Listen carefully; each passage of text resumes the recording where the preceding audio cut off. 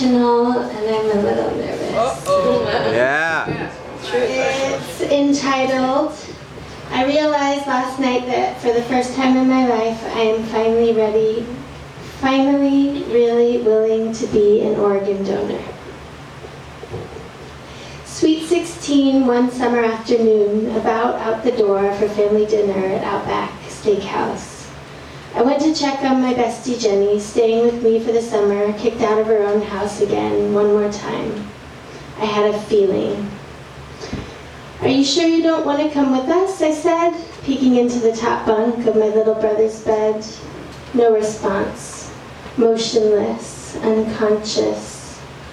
I ran to my auntie, Dr. Francis, downstairs. "She'll be okay," said Dr. Francis. We called the ambulance anyway. "She'll be okay," said Dr. Francis, again, after they wheeled Jenny away on a stretcher.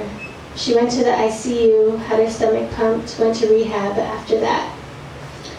We pretty much pretended nothing had happened. Time passed and lots of things happened, as they do.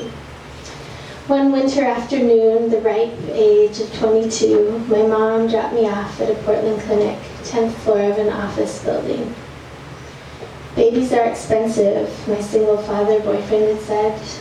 I took his word for it and took the Valium and the Vicodin from the nurse, listened to them read me quotes from other girls in my condition about how happy they were with their choice.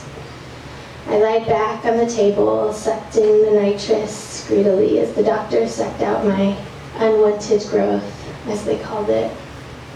"You're so calm," the doctor said to me. They sent me to a recovery room, and lying in the bed, looking at the poster of the Eiffel Tower at sunset on the wall above me and the rainy gray Oregon sunset sky out the window, beyond, I knew I had just given away any good karma I had gained by saving my best friend's life 6 years before. A January evening in Istanbul, on the couch, at 27, totally stoned on Afghani hash with my second Turkish boyfriend, I picked up a phone call from old friend Melinda, now married with 2 kids in Spokane. She sounded far away. I knew something was weird. We hadn't talked in years. Dane went back to Vegas for a few days to finish a job she began. Dane, Jenny's high school crush and new husband. Jenny stayed in Portland in their new house with their 2 dogs. When her dad went over to say hi, check on her, he found her in the garage, in the front seat of her 4Runner.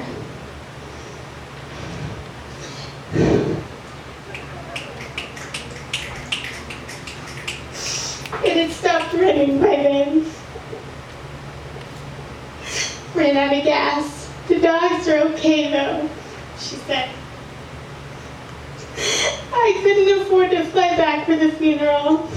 My little brother stood in my stead, scattered some flowers on her casket. Now here I am at 31, 37 and a half weeks pregnant and round 2. From March 4th onward, this new life inside of me, a whole second self, spontaneously generating, it seems, organizing itself around some miracle principles.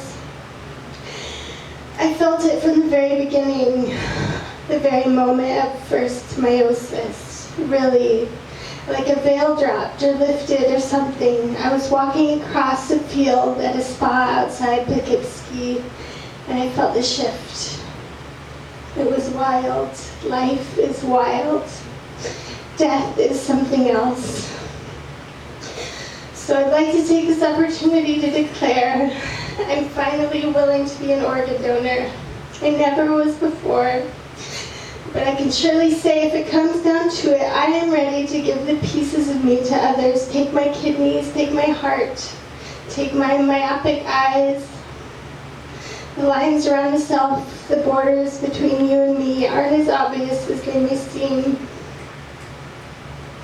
We are all connected, some more obviously than others, so please, take what you can from me and bury the rest at sea someday. It all comes back around eventually.